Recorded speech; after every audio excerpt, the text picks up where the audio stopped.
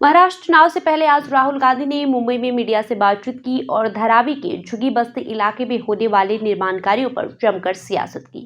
वो press conference में एक तिजोरी लेकर पहुंचे जिस पर लिखा था कि एक है तो सेफ है। राहुल ने बीजेपी के चुनाव प्रचार अभियान पर जमकर निशाना साधा। बीजेपी लगातार लोगों के बीच ये मैसेज देने का प्रयास कर रही है कि सभी हिंदुओं को एक रहने की जरूरत है।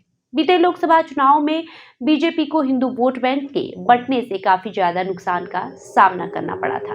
आपको बताएं कि महाराष्ट्र चुनाव में अब केवल 2 दिन का वक्त ही बचा है। 20 नवंबर को महाराष्ट्र में वोटिंग होनी है। इसके बाद 23 नवंबर को चुनावी परिणामों की घोषणा की जाएगी।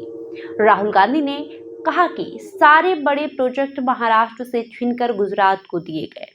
लाखों करोड़ों के प्रोजेक्ट महाराष्ट्र से छीनकर दूसरे राज्यों में दिए गए। यहाँ 5 लाख लोगों के जॉब को छीन लिया गया। 7 लाख करोड़ के प्रोजेक्ट को महाराष्ट्र से छीन लिया गया। वो एक तिजोरी लेकर पहुंचे। इस तिजोरी पर लिखा था, एक है तो सेफ है।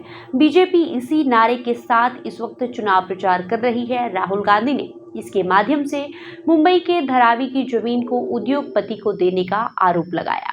राहुल गांधी ने कहा कि महाराष्ट्र का चुनाव विचारधारा का चुनाव है। ये अरबपति और गरीबों के बीच चुनाव है। अरबपति चाहते हैं कि मुंबई की जमीन उनके हाथ में आ जाए और अरबपति को 50,000 करोड़ से 1 लाख करोड़ देने की बात है।